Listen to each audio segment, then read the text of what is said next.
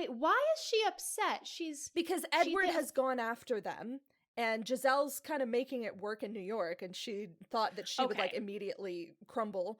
Die. So... Like, she was sent to New York to die. Yeah. Aren't we all? So... 5, 6, 7, 8. There's no business like show business.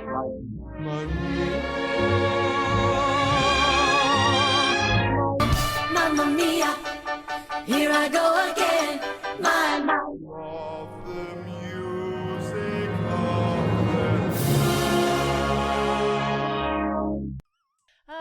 Okay. Oh, this was a hoot and a half, and I really needed this palate cleanser after last episode. And I apologize again. I remember fully thinking, like, did she mean Chicago? No, that one's coming up soon. No. Though. Hi, dear Hello. listeners. Welcome back. If you're new, welcome to the podcast. If you're returning, welcome back. This is 5678, a movie musical podcast where we review and recap movie musicals from the 1930s up until today. Yes. And we are, just diving back into mid-2000s. Actually, I'm wrong. When did this movie come out? I thought it was 2007. Mid-2000s nostalgia with the, honestly, like, box office smash. Enchanted. Yay! So we're doing this one because when this releases, the sequel, Disenchanted, will have just been released onto, I believe it's coming out on Disney Plus. I don't know if it's coming to theaters. So that's why we're doing this one now, and we are so excited. We are so excited. Oh, man. I love this movie. I have no notes. I mean, like, I have notes, but, like... I would expect nothing less. However, I also similarly have no notes. I had not seen this movie probably since 2007. Wow, really? I don't think I had seen it since, or maybe clips here and there, but it's not a movie that I rewatch intentionally. It's more of like if it's on, but I do not think I have seen it start to finish since 2007. I'm pretty sure I have watched it at least 2 or 3 times since it has come out. Like you said, it's not one of my go-tos, but it fucking should be, because it's incredible. It should be. I had forgotten, because I haven't seen this since 2007, I had forgotten a lot of small details. Yes. Including, this is almost a 2-hour movie. It's like a full movie. It's not a tight 90, but honestly, you don't feel it. So we begin with a storybook opening. With classic Disney overture and music. Madame Julie narrating. Oh, Julie Andrews. Fully forgot Julie Andrews was the narrator. So good. Made me so happy. Julie Andrews, narrator, really quickly breaks it down for us. We are in the fantasy magical land called Andalasia. It is run by an evil queen named Nerissa. Yep. She has a himbo of a stepson named Edward. And she is convinced that Edward is going to find his true love and usurp her throne, so she is doing everything in her wicked queen powers to stop that from happening. Yes. Because Edward is destined to find his one true love, etc. Yeah. Now, this beginning section is all animated. Yes, we are animated animated right now. We are anticipating. Damn it, I'd hoped you hadn't heard that. So we zoom in on a lovely house in the woods, like in a tree, and we meet our heroine, Giselle. She has had a dream last night of her Prince Charming, and she is trying to recreate basically this guy from her dream in like statue form. In like scarecrow form. And she is surrounded by all her woodland friends in true Disney princess fashion. She can speak to animals. The animals speak back. Yes. There's Bambis and Thumpers and birds all up in this treehouse. And they're all like, is oh, a chipmunk he's so named Pip. Pip's got a Brooklyn accent. Pip. I love Pip. Oh, I've got no notes for Pip. Come on, sweetie. Here we go. Move it along. Yes. So funny. And anyway, ultimately, she's made this scarecrow, and she spins him around for the big reveal, and she's like, oh, oops, I forgot to give him lips. He's got everything but lips. Yep. And she starts to sing this song because it's very important that he has lips, because he needs to have lips so that they can share true love's kiss. Yes. And she starts to sing this song, and all the animals join in, and then the song wafts through the forest, and our himbo Prince Edward hears it. Yes. Immediate heart eyes. He goes, that's my love.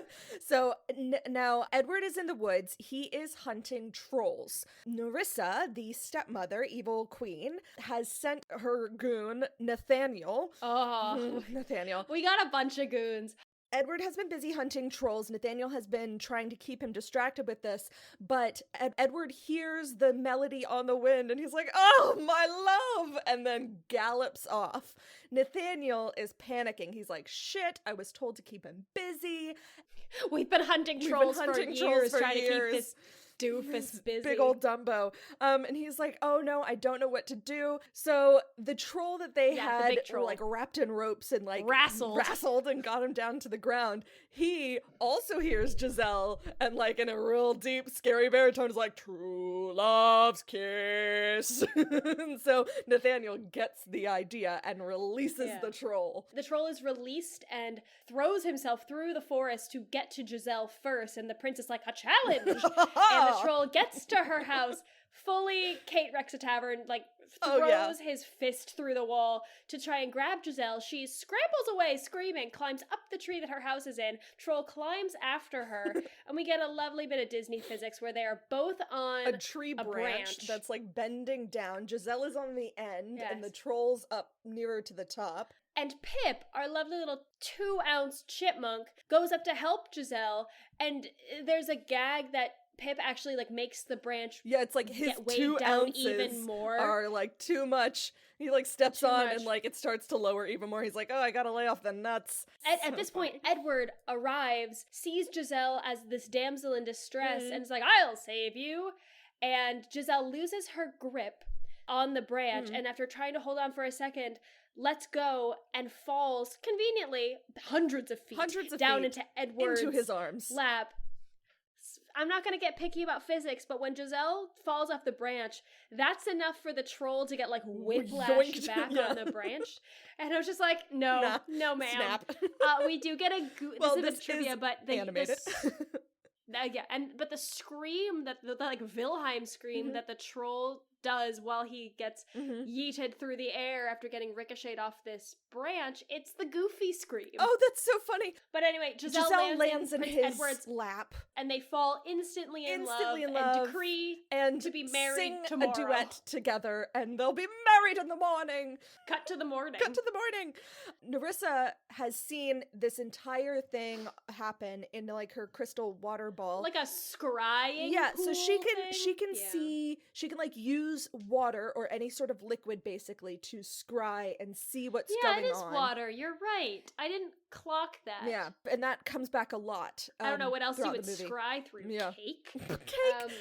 So she sees all of this and is furious and decides to, like, try and step in to stop this wedding. So clearly Nathaniel couldn't do the job.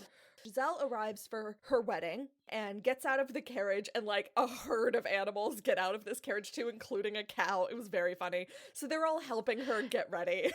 And she's in this classic princess frothy like wedding Ariel dress. Big wedding poofy dress. sleeves. Yes, that's a great reference. Big poofy sleeves, cinched waist, big bustle, big hoop hair skirt. is so tall. Yeah. God.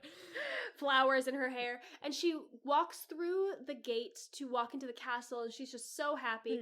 And before she can get through the courtyard to the main door, she is intercepted by, we'll call her the crone or the hag. Yeah. It's like an old woman, warts on her face, super very Snow White.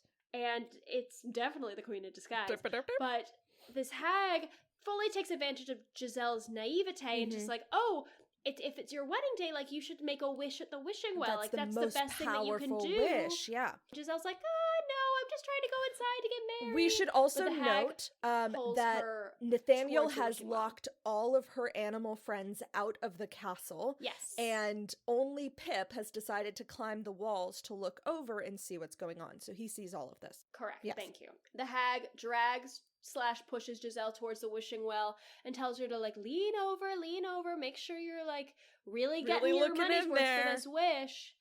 I think Giselle says, like, she wishes for happily ever after or something. But before she can finish her wish, the hag fully... Let me clarify. The well is not our Snow White wishing well, where it's maybe, like, 2 feet across. This is, like, a wishing chasm. Yeah, this is a waterfall, basically. It is an open-bottomed waterfall that just, like, goes into the earth. And there's no railings, there's no rope. The hag pushes Giselle down the well. Yeah. Down the wishing chasm. The wishing canyon. The wishing canyon. So she falls in and descends into like this mystical soup and is slowly covered with like stars and glitter or whatever. And this does a big magic and whooshes her ploink into this world, and suddenly she is human, not animated. And she's live action, and she's Amy Adams. Yes, she is Amy Adams. And Pip sees this happen. Yes, and runs to go tell Edward what happened. Now, Giselle, like, lands in this liminal space where everything is dark, but she lands on the other side of a manhole, like a New York City sewer manhole. And she peers through one of the holes and sees this, like, cacophony of lights and sounds. Oh, wait! really quickly! After the hag pushes Giselle into the well, she, like, transforms back into the queen, as we already knew. And Nathaniel goes, where did you send her? And she says, I sent her to a place where there are no happy endings. New York City! New York City! Center of the universe! Essentially, Giselle climbs out of this manhole in her frothy white wedding dress in the goddamn middle of Times Square. So, Anna. Yes. If you just happened to be walking through Times Square for some godforsaken reason, and you saw that appear out of a manhole, would you in any way change your pace? Yes. You would stop? I absolutely would not. No, I'm saying I would pick up my pace. Oh, yeah. It's just like, don't want anything to do with that. I would be like, absolutely not. No, and I did note that whatever ensemble acting there was in this, it was a lot of just like really confused and judgmental looks, and people did not stop. And I was like, yeah, this feels 100%. accurate. I know. I would see that and just be like, weird. I might Google that later and see if that was that was like a thing, like a stunt or whatever. No, I would see that and be like, absolutely not, and continue walking at a faster pace. I know. I would see that and be like, this is what I get for going through Times Square. What a fool am I? Yeah. So anyway, so she crawls out of the sewer, almost gets hit by several cars. Talk about sensory overload for this poor girl who has literally never seen anything larger than a tree. She gets pushed around and she's like, where's Edward? And all of that. Can anyone point me to the castle? Where's the castle? And she gets carried essentially by this crowd because it's like 8 o'clock in Times Square down the subway steps, and we see her emerge on the from Bowery. A different subway on the Bowery. You know, that doesn't connect. That doesn't connect at all. Get on the you don't get on the NQR and end up on the J line. What the fuck are you talking about? That's lazy, in my opinion, because there did not need her to be on the Bowery. There's so many places that you could have gone. There's so many subway lines that run through Times Square. You know what doesn't run through Times Square? The JM, like F, like no. They had so many options. They did not handle it well. Like, so many, no excuses, Disney. So, all right. She gets out on the Bowery. So she emerges on the Bowery, and it's like tumbleweed Bowery. It's probably like 1 o'clock in the morning. Right, which no is one's there. insane. She is so lost. And I wouldn't want to be on the Bowery at 1 a.m. Like, it's just deserted, it's creepy, it's dirty. So she goes over, she sees an old man sitting on the street, and she goes over and it's like, can I sit with you? And he looks very confused, and she like flounces down. She starts talking about how she's confused and all that she needs is like someone to be nice to her. Good luck. And he yoinks the tiara off her head and then runs down the street. She screams after him after being unable to chase him because she's in heels. She's like, you are not a very nice old man. To be fair, she's in heels and it was cobblestone. So I understand. And you know what's not cobblestones? The Bowery. She's in Soho. Yes, she is. I know Soho exactly which street she was on too, and I was just like, and I'm just like, you could have had her get out on Prince Street. That would have. You could have had her get out on Canal. Yes. I just lazy. Anyway.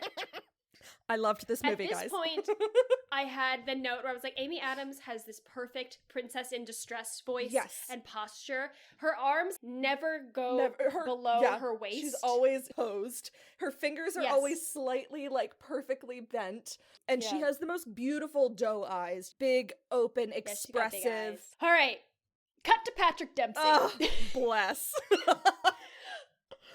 So cut to Patrick Dempsey. His name is Robert. He is a divorce attorney, and he is in his office sitting through a meeting with his client, the opposing counsel, and that client. So he's representing the wife. The opposing counsel is representing the husband, and the husband and wife are just bickering, going at it.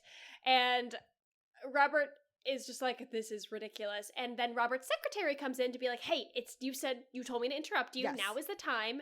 And Robert's like, all right, I gotta go. We'll pick this up tomorrow. Cool. Yeah. So. And he leaves the clients bickering behind. He has to go and get his daughter. I think she was at karate, or because she is in like that white belt like sort of thing. Anyway, so and he's talking to his secretary, played by Jodie Benson, the voice of Ariel. Anyway, I didn't know that till afterwards. Really? Oh, it's one of my favorite facts about this movie.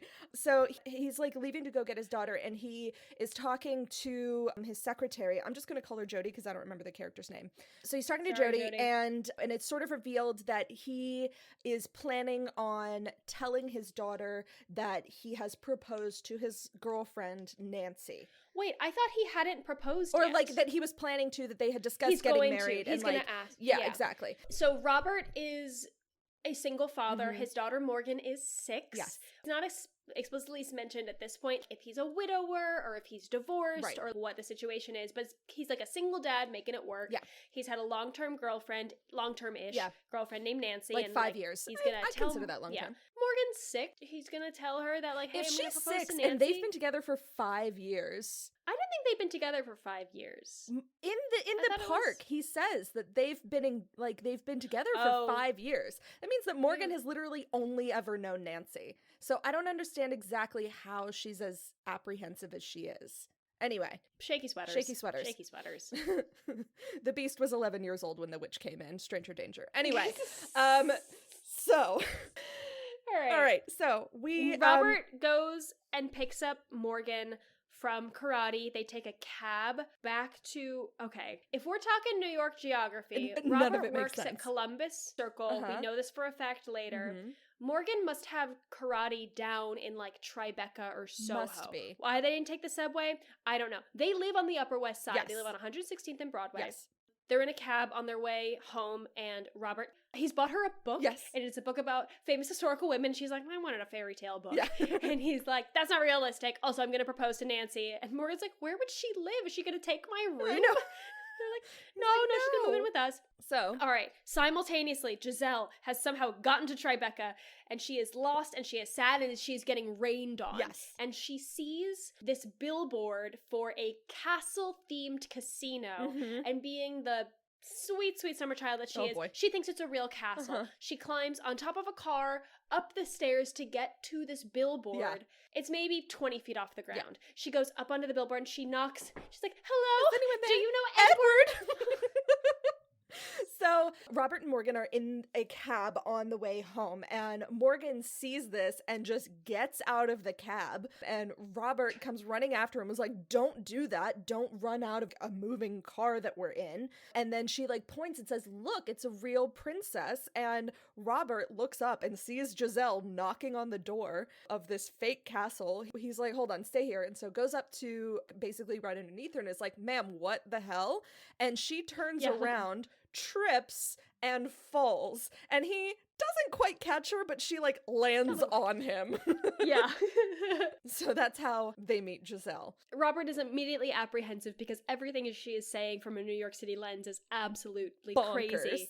We cut to their apartment. I guess they stuck her in the cab with them because it's 2007 and she's going to use their phone. Yes. Although Giselle does not know what a phone is. No. Well, it's like, because he's like, do you need to call someone? And it's like, I can call someone for you. And she's like, well, I don't think they would hear you from here. Like... And while they're leading her up to the apartment, she's like telling them the whole story of how she ended up here, and she was supposed to get married, and she got to Times Square and she was just like so overwhelmed. And she's talking about how she met Edward the day before and how they were going to share true love's kiss, yada yada yada. And Morgan is just enraptured, like attention. wide eyes, amazing, convinced Giselle is a real life princess. Absolutely. They get her into their apartment. Robert is like, okay, I'm gonna call you a cab, you can go wherever you want to, but you cannot stay here. Morgan is like, I really think she's a really real princess, and also she's already fallen asleep on the couch, so like Robert's like, absolutely not. He starts to call the cab, but then he looks at her and it's Amy Adams, who's gorgeous, and he's like, oh, I guess I'll let her stay. She's clearly had a hard night. So you know what, she'll sleep on the couch.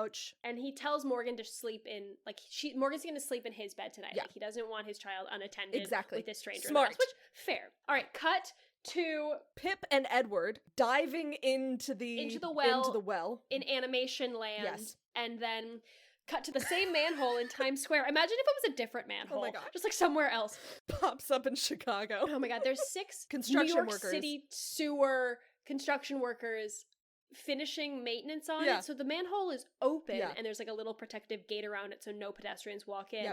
But they're like washing, like wiping their hands and being like, all right, job's done. And because there's no resistance, Edward fucking shoots out of the manhole like a geyser, lands on the little like protective structure, and Edward and, like, is James Marsden. James Marsden in his best role. You know that this came out and then Hairspray also immediately came out. What a good year for James Marsden. Such a good year. There's a Hairspray billboard in Times Square.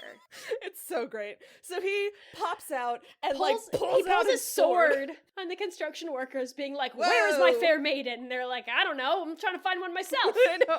The guy's like, I'm looking for one of those myself. And he's just like, "Fear not. I believe you will find one." And then like flounces off. But not before Pip also erupts from the manhole geyser, and Edward catches him, being like, good, my friend. Pip has lost the ability to speak. Because Pip he's is now a fully CGI chipmunk. But a chipmunk in real life, and therefore does not speak.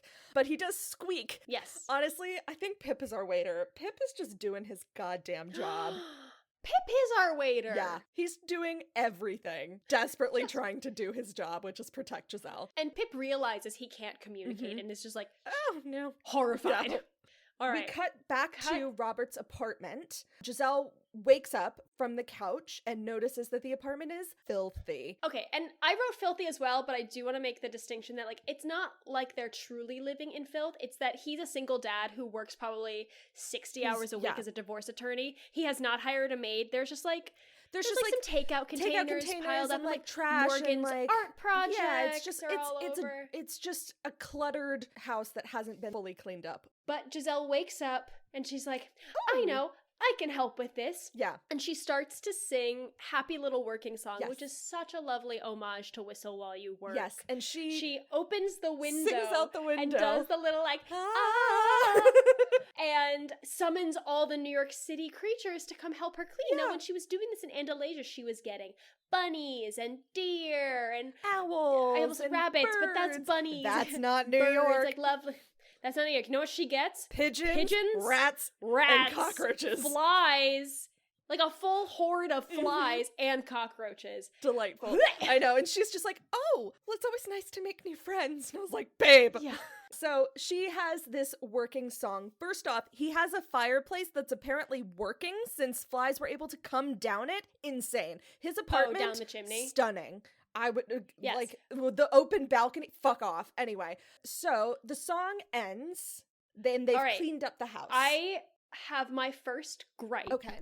Which is with lyrics, and I'm gonna have another gripe in just a second. My first gripe is that she knows what a vacuum is, because she references it in the song. And I'm like, you know what a vacuum is, but you don't know what a phone is. Like a small detail like that. Yeah. And I was just like, all right, I get it. It was a lyric and it rhymed. The vacuum, yeah. The vacuum, and it's like a little physical bit, but anyway, that just small gripe. Yep, fair enough. But unless it says vacuum on the side and she mispronounces it as vacuum. But she also uses it. Oh, that's fair. Yeah. No, I was trying to make excuses. There's no excuse. Disney. That's 2 strikes. 2 strikes. One more and you're out of here. And you're out of here. So, the song ends, and Morgan and Robert wake up to find Morgan wakes up and then wakes up her dad and finds that the apartment is filled with pigeons and rats and cockroaches. Quick point. Morgan wakes up first while Robert is still asleep, sneaks out, sees the magic of Giselle having pigeons and rats to clean. Like, she sees them, like, tying Giselle's apron around her waist and, like, helping clean. So Morgan sees the magic. Yes. She goes to wake up her dad, being like, Dad, you're not gonna believe what is out there, like, what's happening. And Robert comes out, and at that point, the song is done. Yes. And so all the pigeons, rats, cockroaches, and flies are just, like, chilling. Yeah. They're just like, cool. I don't think I've been in here before. They no longer seem magical. Yes. So he panics, obviously, and like, imagine waking up Anna, in your apartment. I don't think I would ever and feel clean again. Coming out to the living room and seeing like 20 pigeons. I and rats don't think I would. And cockroaches. I like the fact that he grabs the cockroaches with his bare hands. Like, I know they're CGI. I don't know which shoes CGI, I like the least. Like. Applicable. Yeah, that would be horrific, and I don't think I would be able to eat in my apartment ever again. I would have to move. Anna, I would have to move. Burn it to the ground. Burn it to the ground. Right. So anyway. Giselle, during this, has gone into the bathroom. Mm-hmm. So she does not see Robert essentially kick, not out the window, kicks all the pigeons, rats, cockroaches, and flies out the door to like the hallway. It's like the hallway's problem now. This is my neighbor's problem. Get out of my space. This is my super's problem. So... But Robert hears the shower running. He's just like, all right, that's like, this crazy bitch has gotta go. He knocks on the door and opens it. Well, and Giselle she has says, he doesn't just walk in. She says, come in, with no sense of like personal decency. And so and he opens the door. And she's coming out of the shower. She's coming out of the shower, but like 2 pigeons are still in there, and they help her like wrap the robe around herself. And so this is Robert's first time seeing the magic, and he's just like, can't deal with that right now. Yeah, like, we're not gonna talk about that right now. He's like, you gotta go. But she asks him, she's like, okay, yeah, sure. Hey, quick question. Where does the water come from? Yeah. He's like, from the pipes. And he's like, from the pipes. Where do the pipes get it? Yeah. He's like, I don't fucking know. And so it was that logic as well, where I'm like, all right, she knows what a vacuum is. She also references the toilet. She names the toilet in the previous working song, which establishes that she knows what running water is. But toilets, like, they might not have had running water. Okay, but they had pipes. Okay. Like, they need pipes to function. Anna, Disney princess, magical land. I know. Pull your shit together. And they were doing such a good job. It was just like, you can't have both. You need to have one or the other. Fair enough. All right, gripe over, take it away. So, just then, Nancy, who had been planning to take Morgan to school at like 7:30 that morning, comes in. Grown-up girl bonding girl bonding time. Nancy comes in. Nancy, played by Idina Menzel. Idina Menzel? So I forgot. I knew Idina Menzel was in this, but I thought she played the evil queen. Nay. So when she came in and was Nancy, I was like, oh, is she both? No, that would have been wild. Yeah. She comes in and she's like, why aren't you ready? And Morgan's like, oh, it's been kind of crazy around here. And just then in the bathroom, Giselle like slips or something, and Robert something happens, but Robert catches her. They both fall through the door. Giselle is in just the towel and like basically on top of Robert, and Nancy sees this and is like, what? Excuse me? Yeah. And to Nancy's credit, she's immediately like, oh, all right. You've made me feel special like these past 5 years, and it turns out like you've been sleeping around. Yeah, it's like, oh, I thought that I couldn't stay over because you wanted boundaries with your daughter, and I was like, great, sensitive, but no, it turns out you were just worried about crowd control. Yeah, great line. Amazing, such a good line. And so she's about to leave, and then the best line happens, where Robert is just like, oh, but like you're gonna take Morgan to school for like some grown-up girl bonding time, and she's like, why, so you can have some grown-up girl bonding time? And then walks out of the apartment. I'm like, oh. Yes, spectacular. Such a good line. Nancy leaves and Robert is very upset, obviously. In this past 30 seconds, Giselle has somehow made a dress and gotten dressed and comes out of like his room, I think. And Robert sort of explains that he's like very upset and like he sees the curtains and he's like, no, Nancy's like important to me. And now she thinks that like and she's like, she thinks that we kissed? And he's like, something like that. Yeah. And Giselle, to her credit, is like, I understand that's bad. That I have screwed this up. Like, I am responsible. And was not her intention at all. But she does have the cognizance to be like, I have messed this up for you. She's like, I am the root of this problem. She's like, what you should do is you should go and sing to her about your feelings so that she knows. And he's like, what? So anyway, so they decide to leave because they have to drop Morgan off at school and they're running late. So they all leave together. There's one thing, which is that at the beginning of this conversation, Robert is like super frustrated, and Giselle's like, "You're upset." And he goes, "No, I'm angry." Giselle has never heard of the emotion of What anger is that? before. Yeah. So, but they all leave to take, the three of them leave to take Morgan to school, and the evil queen scries through like a Poland Spring jug of water and sees them. Yeah, exactly. She's upset. And she sends her goon Nathaniel to like stop Edward Wait, from why finding. is she upset? Because Edward has gone after them. And Giselle's kind of making it work in New York, and she thought that she would like immediately crumble, die, so like, she was sent to New York to die. Yeah, aren't we all? So oh, that's making the trailer.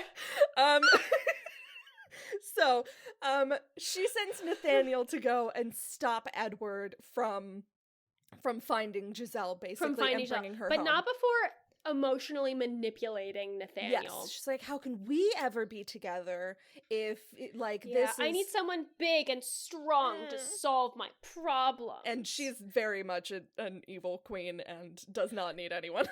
And this is when I was like, that's not Idina Menzel. And I looked it up and I was like, it's Susan all caps in my notes. Sarandon. Oh, it's Susan Sarandon! It's so good. God, she's stunning in this movie. All right, so... cut to the same manhole in fucking Times Square. Nathaniel like butts his way out of it, booty first, and the same construction workers are still there, and they're like, "Let me guess, you're looking for your princess too." He's like, "No, I'm looking for a prince actually," and they're like, "All right, all right, you can make it here, you make it anywhere." Now Nathaniel is played by Timothy Spall, who is most known obviously for Peter Pettigrew. Yes. Cut to back to Robert's office. Oh wait, no, not yet. Office. There's a quick moment where Nathaniel hears Edward's "ha-ha!" and we turn and we see Edward has stabbed a bus. Edward has not left Times Square. No, since Edward got out. Circles. Like, he's just like been trying to escape Times Square, but also like conquer Times Square. And he at this point is on top of an MTA bus, thinks that the people inside are peasants that are trapped by a mechanical beast. He goes, "I'll save you, peasants!" Stabs the bus. Top of the bus. The driver comes out and threatens to murder him, which felt very accurate. Just then, Nathaniel runs up, and Pip is also there, and they all sort of scamper off together. So now Nathaniel, Edward, and Pip are all together. Now Pip knows that Nathaniel is. Does he know yet? No, not yet. Never mind. It's after later. The scrying in the soup. Yes, thank you. It's after the scrying in the soup, y'all. Keep track. All right. So Giselle and Robert have dropped Morgan off at school. Yes.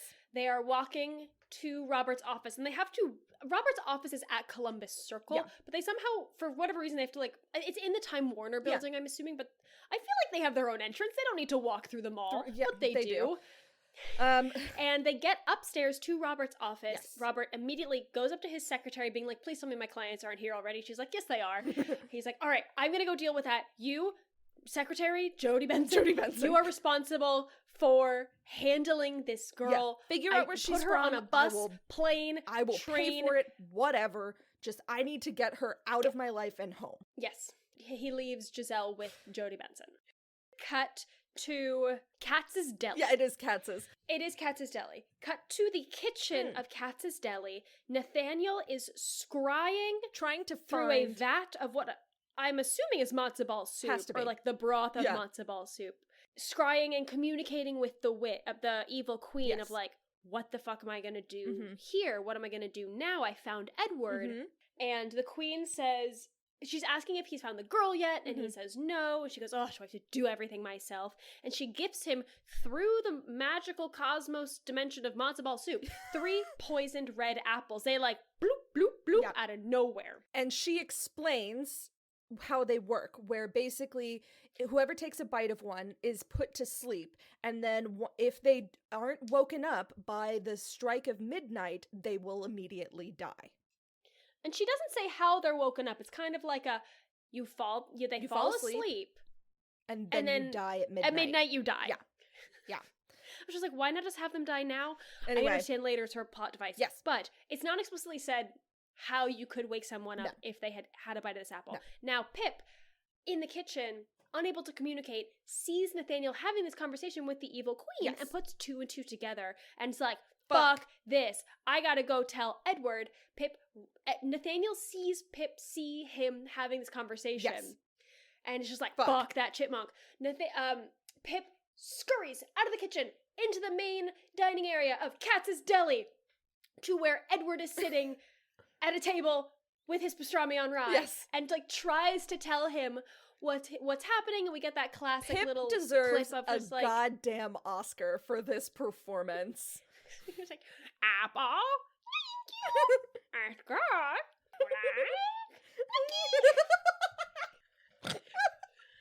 It's so my funny. favorite. I'm gonna ruin my favorite fun fact now. Tell me. Which is, you know who voiced Pip in New York? No. The goddamn director of this film. I shit you not. He is credited as Pip, parenthetical, in New York. In New York. Okay, so, but Edward, anyway, our big ol' himbo, Edward doesn't get it. doesn't understand, Nah. completely misses the point, Whoosh. and at that point, Nathaniel, like, grabs Pip with his fist, and be like, this chipmunk's delirious. Yes. Cut to Robert's office. So, Robert has finished up his meeting with his clients, and so he's leading them out. They've come to a settlement agreement for this divorce, and everyone's, like, begrudgingly okay with this. And as they're coming out, Edward goes to talk to his secretary. Not Edward. Sorry, Robert. Robert goes to talk to his secretary, and she's like, I can't find this place that she's from. I don't think it exists. I've called every travel agent. I don't know what this is. So That dates this film. Travel agents. But during this, while Robert is distracted, Giselle goes up to the lady who is Robert's client, is just like, oh my goodness, your hair is beautiful. Your eyes sparkle. Like, whoever. She touches her hair. Don't like touch that. people's Don't touch hair people's without hair. permission. That part didn't hold No, up. that was the one. And she was just like, the There's one man more. who loves you must like the man who holds your heart is a very lucky man. And she's like, well, he doesn't think so. And she kind of figures out that they are not going to be together forever and ever. And she bursts into tears at this very concept. And Robert immediately clocks what's happening, and she's like, he like intervenes. He's like, I'm sorry, she's a friend and she's not well. Nah. And the husband, who is represented by the opposing counsel, is kind of like, what kind of a fucking establishment It's are like, you running if you're trying to here? manipulate Like- us into changing this deal, like, we're gonna get rid of this whole Yeah. thing. Robert's boss So also everyone's comes upset. out. His boss sees it. The clients leave, and the boss is like, you really pitched me to give you this project, and you're gonna like bungle it like this? Yeah. And Robert is just I'll handle it. pissed I'm at sorry. Giselle. I will handle it. Yeah. And then, like, takes her out of the building. Yes, and she is still like crying at the thought that like these people who love each other aren't gonna be together. He's Yeah. like, well, doesn't work out sometimes. Yep, shit happens. Cut to Columbus Circle. Edward is there on top of the statue, desperately trying to find Giselle. Nathaniel and Pip are there as well. Yes. Nathaniel's thinking about like, you know what, I gotta deal with this fucking chipmunk. Yeah. He's like, sire, why don't you go search by yourself, and Pip and I will go search somewhere else. And Edward's like, good idea. Yes. And They're about to split up. just then, Nathaniel sees Giselle and Robert walking essentially towards them through the crowd. Mhm. And he's like, fuck. So what he does is he gets Edward's attention, points to Another ginger a woman lady. who looks a lot like long red hair Mhm. getting into the back of a pedicab. Yeah. He's like, sire, look over there. Edward sees. He It's goes, like, my love! and like canters off in that direction. So he runs off, and Nathaniel is holding on to Pip because Pip also saw Giselle and was trying to tell Edward, but he grabs him and stops him. Pip is just constantly being shoved in pockets, God, poor Pip. popcorn boxes. Jesus. Poor Pip. So Robert brings her to the edge of Central Park, gives her a fistful of money, and is like, "Begone, thought." Yeah, I wash my hands of Yeah. this. And so Giselle realizes that obviously she has made his life very difficult and like apologizes, and I'm sorry for any difficulties I've caused you, and I wish you every happiness, and like turns around and like waltzes into Central Park. And Robert sees her, and he's like, oh, she's so stupid. I feel bad. Like, she's not stupid. She's naive. Yeah, so he's And about Robert to kind of has a leave. moment of, Yeah, he's about to leave. He has a moment of quiet contemplation, and then he looks up and he sees Giselle immediately already giving away money. Every bit of money. To this older woman who's feeding the pigeons. Yes. No, and he's like, whoa. All right, and I know exactly what you're going to say, but he goes up, he's like, Giselle, what are you doing? You can't just give money away. Like, she you goes, did. but this... Yeah, you gave it to me. And also, this lady's seen Edward. And Robert's like, bull fucking shit she has. But it's the same. Here, I'll let you give the surprise. This old lady was on the bus that Edward had stabbed. And so she was like, I saw him. He tried to kill me on the bus. It was so funny. But Robert ends up grabbing her and like waltzing her away, and they end up grabbing Giselle. Yes, Robert ends up grabbing Giselle, and they walk away. And they end up getting into a bit of a conversation. And Robert asks Giselle about her relationship with Edward. She's like, "Oh, we've been together for a day, and tomorrow it will be 2 days." And he's like, "What? You're gonna get married to this guy? Yeah. You've only known him a day?" Yeah. And then Giselle sort of questions Robert about his relationship with Nancy. And he's like, yeah, we've been together for like 5 years. And she's like, and you're still not married? No wonder she's upset. As they're having this conversation about their respective relationships, they are interrupted by Nathaniel in disguise as a food cart guy. And he like shoves into Giselle's face a lovely caramel apple. And Robert's like, what? Don't take that. It's free. No, I don't trust this guy. I don't trust this. Free food in New York? No, thank you. Giselle's like, thank you.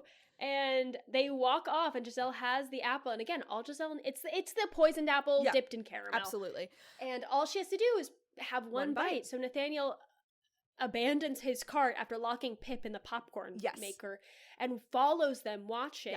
Yes. Giselle and Robert continue their conversation. And Robert ends up saying, happily ever after doesn't exist. And Giselle is so shocked by this statement that she throws the caramel apple in the air and it hits a she like throws biker. Both of her arms. Yeah. And so that's one poisoned apple wasted. And Nathaniel sees this and is like, damn it. So then we get to Giselle who says, I don't understand how you can be in a relationship and not just tell each other all the time that you love each other. And she starts... And he's like, life's complicated. He's like, that's not how life is. And she's like, and she starts to sing the song, well, how does she know that you love her if you don't tell her? And the first verse is a cappella. Mm-hmm. She just like open eyes to him, just like, how does she know? And he's like, Robert's like, why are you singing? What is happening? And like, he's like, people are staring. Yeah, and he like, after she finishes the first line, he like kind of pulls her along, and then a 3-person steel drum band starts to sing like the next line, and Giselle's like, oh great. And Robert's like, how do you know this song? How does everyone know this song? Throughout this entire song, he's like, how does everyone know this song? I've never heard this song. Like, he's so bamboozled. My favorite thing. And like at one point he's like, I don't sing and I really don't dance. Like it's like big Flynn Rider energy of just like, no, I don't sing. No. It's not that he doesn't, because it's going to come up later. I don't sing and I don't dance. Yeah. It's not that he doesn't know. Yeah. It's that he just chooses not to sing and dance. But the steel drum takes us into that starts to put some backing music behind this. They walk over a bridge and other musicians start to join in until it morphs into this massive parade of singing and dancing and instruments. I love Central Park so much. I'm getting chills just thinking about it because it's so I think it has to be my homework, because if you're not going to watch this movie, then just watch this song. Fantastic physical comedy. So good. Patrick Dempsey just playing the straight man around like, all of these people doing jazz hands. It's so good. In the middle of this, though, there is one hysterical moment where during this, Edward has ended up in Central Park after chasing the girl, and he hears her singing, very similar to In the Woods, and he's like, my love, and then like jumps off of this like slight elevated bridge down below and starts to sing a verse, and then gets immediately bodied by a group of cyclists. And you know he had them hit him for real. Yeah, because at first they were just like, oh, we'll just like bump and then like cut away. And he's like, no, I need to be fucking totaled. And so, yeah, they're like, he's like, it's not reading. I need you to just physically fucking hit run me. me over. They did, and So it's funny. one of the best moments of this entire movie. I will say, he doesn't sing a verse of How Does She Know You Love No, Her. It's a verse True from Love's the Kiss. first song, True Love's Kiss, that he first sang to Giselle when they were in Andalasia. Yes. Also, when we cut back to Giselle and Robert and like the rest of people in Central Park, Yes. God, there's hundreds of extras.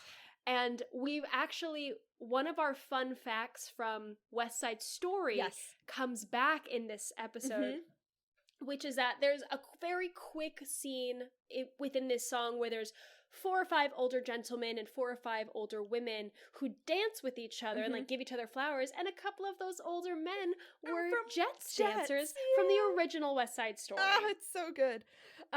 So in this sort of interlude where Edward gets fucking totaled, Giselle has also bought tickets to a ball, a costume ball, and bought flowers that she has sung to doves and into existence, and they are delivering this wreath of flowers and the invitation to Nancy from Edward. So she's like helping them. She's like helping to fix what she broke, basically.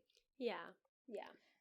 And we get this big finale by the big fountain. At Bethesda Fountain.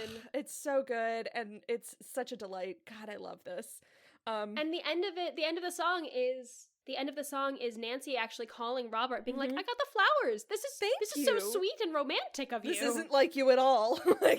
Yeah. Nathaniel at the end of this song finds Edward after he was hit by all those bikes, but Edward's like, "Leave me," and he goes limping after Giselle. Exactly. Cut to Nancy's job. Robert is there. She's a fashion designer, something like that. Person. So she's just like, "This is so romantic and a ball. I'm so excited." He's like, "You don't have to go." She's like, No. This is amazing. I would absolutely love to go to this ball. And where do you find live doves in New York City? I mean, wow." And she ends up saying, "Listen, if you say that nothing happened with Giselle," and he's like, "I'm just trying to help her. She just sort of like fell into our laps, and she obviously needs help. I'm just trying to help." She's like, "I trust you. If you say nothing happened, and we'll move on from there." So yeah, I won't continue to be bitter about something that I may have misinterpreted. Exactly. Nancy is amazing. So cut to a shitty apartment or like a motel room or something. Somehow Edward, Pip, and Nathaniel got to like Queens or something. They like rent a shitty hotel room like next to an above ground train station. Edward's all busted up after being hit by a bunch of bikes. So he like sits down on the bed, like elevates his foot and figures out that a remote turns on the TV, which he calls like a magic box. Yes, exactly. And Nathaniel puts Pip in like chipmunk jail, essentially, in Nathaniel, the closet. like, discovers a soap opera that's, like, about this woman who's just like, how can I love you when you don't respect yourself? And so, like, and he's like, oh, this is, like, my relationship with the queen. While this is happening, Pip tries again to mime what is going on, but Edward is still a big ol' himbo and doesn't quite get it. So Nathaniel locks Pip into the closet, like, with, like, the hanger with the little clips on it, with, like, his arms in the clip, and then puts, like, a do not disturb sign on his head. It's wild. This is this is CGI chipmunk abuse. Yes, absolutely. But Nathaniel leaves. There's a funny moment. He's like, I'm gonna go see what I can learn. And and he turns to Edward and is just like, do you like yourself? And he's big old sweet himbo James Marsden was like, yeah, what's not to like? Well, what's not to like? So genuine asking it too. Just like pleasantly flummoxed by this question. It's so good. Edward is enraptured by this soap opera. Pip manages to break free and escape the hotel room and follows Nathaniel as he like scurries through Queens to go find and kill Giselle. Cut to a very nice pizza place. Yeah, Giselle and Robert are eating. I don't know what pizza place this is supposed to be. I don't know. But they're eating pizza, and at first Giselle's like, is this a date? And he goes, no, we're just friends. Well, also, I feel like people don't bring their children on dates, and it cuts to like Morgan in the corner with like this lady folding napkins. Like, helping like the Italian Nana fold napkins. So cute. But it's really funny because like he's had to explain what a date is to her in a previous scene, which I don't think we talked about. But and so she's just like, wait, and it's like you see her mind working. She was like, we're having dinner and we're together and we're talking about our interests. This is a date. And he's like at first really proud of her for like putting the dots. He's like, yeah, no, we're just friends. So I'm proud of you for learning and retaining what I've taught you, but no. So anyway, they end up having a little bit more of a serious conversation about Robert's first wife, and it's revealed that because Giselle asks if Morgan misses her mother. Right. And he's like, I don't think so, but I don't really talk about it. I don't talk to Morgan about it. I don't talk to anyone about it because she left us. And he's heartbroken still by this sort of betrayal, I guess, of her just disappearing from their lives altogether. And definitely caused some trust issues. Absolutely. Well, and especially because he's a divorce lawyer, so he sees the worst side of relationships always. Yeah. It doesn't help whenever he also had this experience, so that's rough. And it's also why Robert says he really doesn't want Morgan reading and believing in fairy tales because he knows the ugly truth of reality. He wants to prepare her, if he can make her the most realistic and rational person, she won't get hurt. Yes, exactly. Just then, Nathaniel appears in another disguise and thick Italian accent and gives Giselle an apple martini from a secret admirer. From a secret admirer. And Robert's got a great line of like, why do people keep giving you stuff? Why do people give you free things? Does a double take of Nathaniel being like, do I know? Like, do I recognize you? Yeah. And she's about to he's like, those can be like pretty dangerous, like don't, and she's just like, well, I'll just have one sip. She's about to take that drink when Pip out of nowhere fucking Sparta kicks that thing out of her hand. It's amazing. And then this entire sequence happens. Becomes Nathaniel wrecks a tavern. Yes, he does. So Nathaniel wrecks this tavern. But also, so Pip is there, and Pip tries to communicate with Giselle, and she gets it immediately. She's like, oh my goodness, Edward is here. But of course, the rest of the restaurant is freaking the fuck out because there's a chipmunk in the restaurant. Robert included, being like, there's a live rodent on my pizza. But eventually, like, this whole thing ensues where Nathaniel tries to grab him, and Pip hides underneath the pizza. Pip. Yeah, Pip hides under Nathaniel tries to grab Pip, not Robert. Oh, sorry. Pip hides underneath the pizza, and so Nathaniel takes it and flings it into the pizza oven. Frisbees it into the pizza oven, and it goes boom, and everyone starts applauding, but Giselle is horrified. Imagine being at a nice pizza Italian restaurant. Imagine, and there's an open fire pizza oven. This happens with, like, someone freaking out because there's a live rodent on their thing, and the waiter's solution is to frisbee it into an open fire, and then everyone claps. I think I would, do you know, I think I would leave. I would leave. I have to leave now. I'm sorry. No, I would not like a box. I will never come back here. You will be getting a Yelp review. Absolutely. I will never come back here. You threw a rodent into the place where you cook the food. Are you insane? Where you cook the food? You cook the food there. That doesn't solve this. But if you look closely, Pip flies off of the pizza and gets stuck in a bottle. So Pip is alive. We're fine. Yeah, and like gets knocked out. Yeah, so Pip is alive. Giselle thinks that he's dead. But then we cut back to that shitty apartment or hotel. Edward is watching TV and he begs the magic mirror to tell him where his true love is. Just then we see a news report about this incident, and they were like, there were no evidence of rodent remains in the pizza oven. In the pizza oven. And this lady, it's a slow news day. This lady interviews Giselle and is like, how do you feel knowing this dangerous beast is still out there? And she's like, wonderful. Like, Pip is my very best friend. Pip is my best friend. So, but Robert sees this happening and like grabs her and like hustles her away. Edward. Oh, yes. And Edward sees this on the TV and is like, My love! I see you. And then he sees Robert pulling her away. He goes, what foul villain is this? Thinking that, like, Robert is holding Giselle captive. And he's like, magic mirror, tell me where my love is. And the reporter's like, I'm someone, reporting live from 116th and Broadway. And Edward clutches the TV and goes, 116th and Broadway, and hugs the TV. And then goes, immediately leaves to go find Giselle. James Marsden, I guess deserves somehow the has world mastered in this movie. the subway. James Marsden is just giving 110% in every scene. It's so good. In tights. God, it's amazing. So, he eventually makes it to the apartment building. I'm not sure how, whether subway or cab or whatever.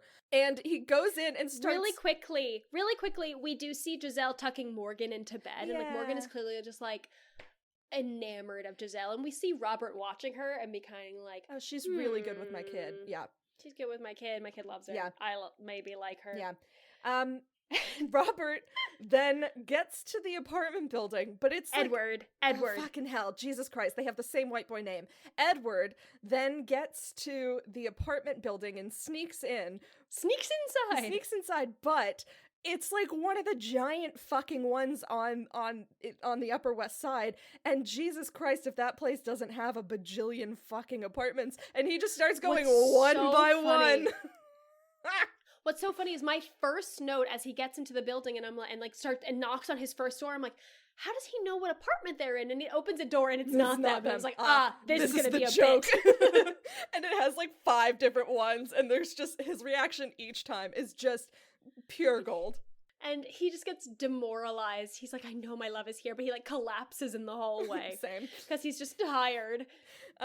So in Robert's apartment, because Giselle has had that quick conversation with Pip, she's like, I know that Edward is coming for me. Like, he's here. He's on his way. And Robert is like, I don't think that that's real.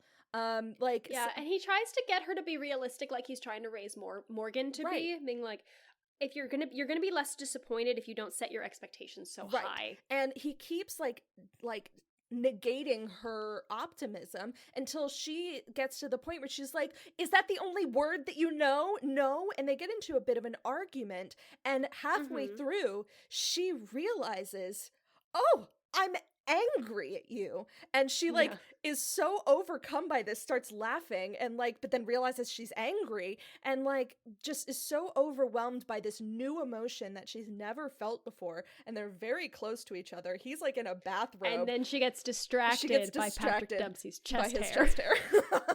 And the look on his face, he's they make eye contact for a quick moment, and it looks like that might be a thing, and then he's just like, okay, and then just walks away. He's like, I can't, this is too much.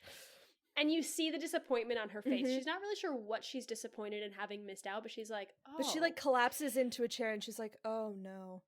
Next morning, they both fall asleep. Yes. Giselle falls asleep on the couch. Robert goes to sleep in his room. Yes. Robert wakes up the next morning. Giselle has made a new dress out of Morgan's curtains this time. And Morgan and Giselle are sitting down for breakfast. Giselle has made coffee. Yeah. And they're all sitting down for breakfast when there is a knock on the door. There is a knock on the door, and Morgan goes to answer it, and from the other room, we hear, hello, 'tis I, Prince Edward. And Giselle is just like, it's him. And Robert is like, I genuinely cannot believe it. And before Giselle runs to Edward, she turns to Robert. She's like, how do I look? And Robert's like, slightly stunned. You look beautiful. Yeah. But Giselle and Edward reunite, and he lifts her up and spins her around, and then he immediately pulls his sword on Robert. Well, he knocks some shit off the table, and Robert's like, whoa, let's all just calm down. But Giselle quickly she's like, no, these are my friends. This is Morgan, this is Robert. And he's like, Edward's okay. Puts the sword away. Sheathes his sword. And Edward then tries to sing True Love's Kiss with Giselle, and as soon as it gets to her time to take the duet, she just doesn't sing and keeps looking at him, and he's like, why aren't you singing? And she's like, oh, I don't know why I'm not singing. Yeah. And they are both befuddled for different reasons. Yes.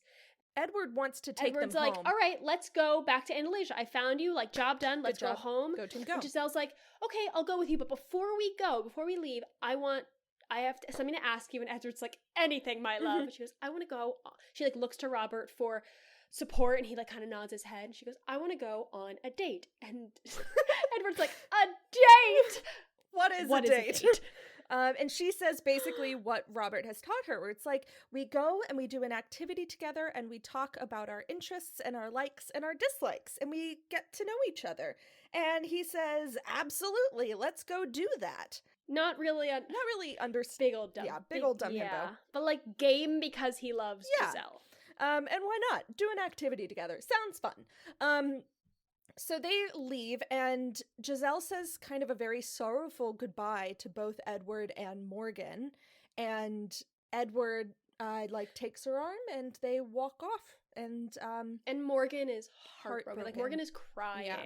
Yeah. She loves Giselle. In this, there is a passing man with, like, a water bottle on his shoulder, like the big water bottle. Yeah, it's like a Poland Spring delivery guy. And through this water, Nerissa in Andalasia, the evil queen, yes, sees Edward and Giselle together and is furious. And so she ends up then scrying into Nathaniel, who's now drunk at that Italian restaurant drinking martinis, scries into his martini glass, and she's like, you're wasting my apples. Poison apples don't grow on trees. I'm gonna come there and handle it myself. Do I have to do everything myself? Yeah. She also, like, explodes all the bottles on the bar. Yeah. And in doing so, frees Pip. Right, yes. Pip, who had been stuck in a glass bottle. Yes. So. Cut to Robert's office. Back in the boardroom, those two clients that were getting divorced are back together, and they're like, the husband was like, I thought that girl was crazy, but when she talks about how sparkling my wife's eyes are, that was the first thing I noticed about her. And she's like, brought them back together. Exactly. And Robert's like, are you sure? Really? And they're just like, yeah, you don't want to throw away all the good times just because there's a few bad ones. And like, yeah.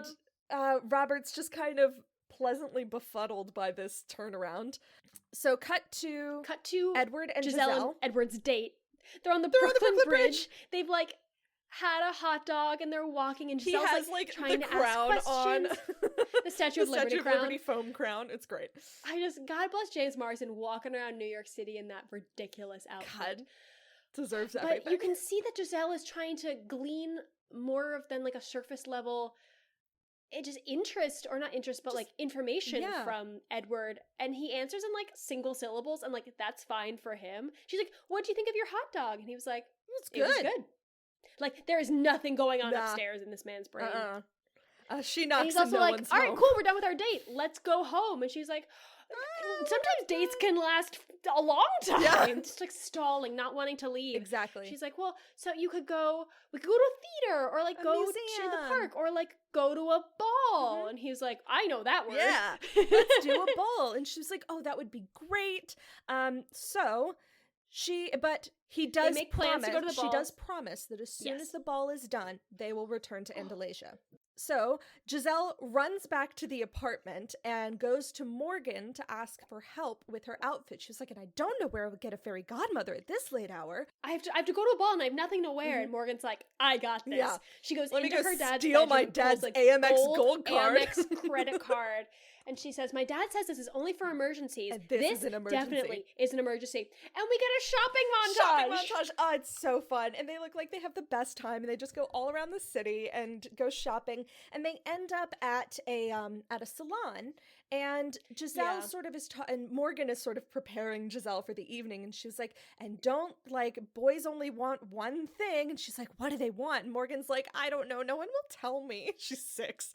But there's a really nice moment between Morgan and Giselle where Morgan says, is this what it's like? And Giselle's like, is this like, well, what's like? And Morgan's like, going shopping with your mom. And Giselle's like, I don't know. I didn't know my mom. Yeah. But I think this would be like, this is really nice. I really like it.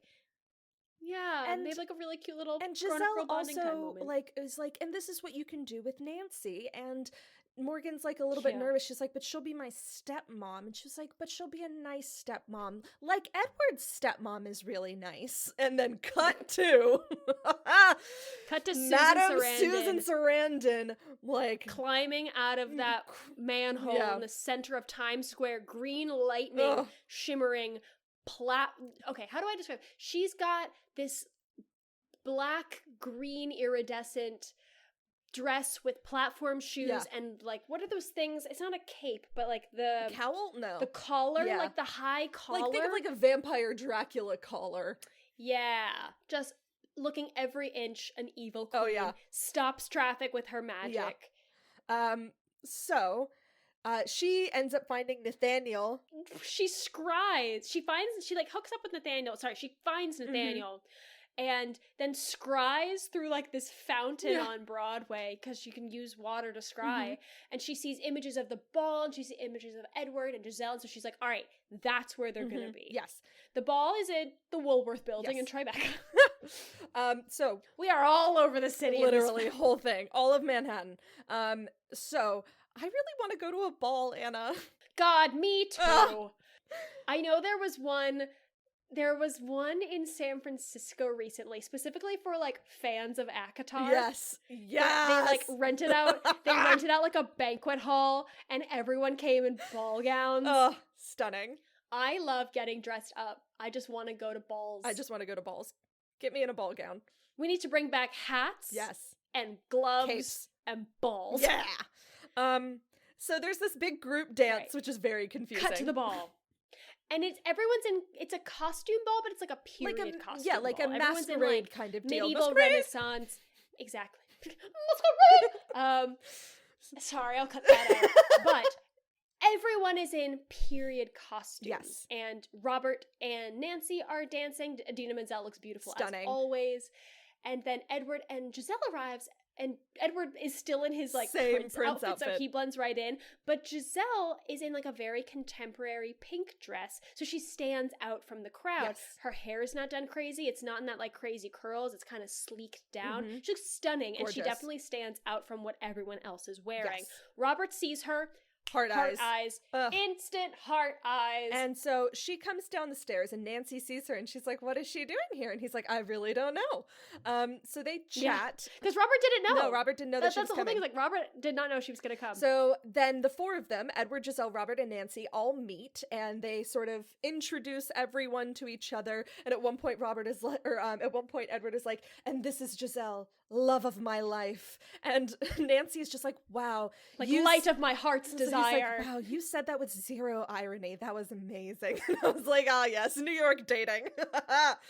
New York dating. Whereas Robert was like, this is Nancy. She's my... and she's like, we're together. Yeah. So The contrast is great. yeah, and so, but just then they announce that this is the time in The the ball. MC. The MC announces Yeah. that this is the time in the ball which to dance with someone that you didn't come with. Of course, perfect Just like timing. such a contrived. I've never been to any kind of event where they were like, now is the time to dance Yeah. with someone you did not come here with Absolutely and did not not. consent to dance with. I'll But be in the bathroom. there's like an thank you. awkward moment between the four of them and then Edward Asks Nancy. lovely himbo. Yeah, he's like, hey, you want to dance? And Nancy's like, Okay. And Giselle and Robert kind of stand back for a minute, and then Robert asks Giselle to dance. And this dance. This might be my homework to like watch this sequence. Yeah. Because it's just what dreams are made Yes. of. I don't know what there's like I have a feeling that the singer that sings this song, because it's a live singer Yes. in the scene, must have been like some like upcoming pop star from the 2000s, Had to like have where been. this person came from. Because it was so out of the norm, Yes. if that makes sense. The song fit the style kind of, but it was very contemporary Yes. compared to the other songs that we've had. But they And I don't even remember the name of the song, but but they it's just end like, up waltzing together and like their eyes are just locked and it's a beautiful dance. And throughout all of this, Nancy and Edward are just like they're just watching spinning, this dance, like spotting Yeah, and like spotting keeping their eye on these two. those two. But at the very, because like right before this dance started, Giselle was like, "Oh, I thought you couldn't dance," and he said, "No, I said I didn't dance. I said I didn't say that I couldn't." So they're throwback. So they're dancing together, and then just like really quietly, he starts singing the song to her.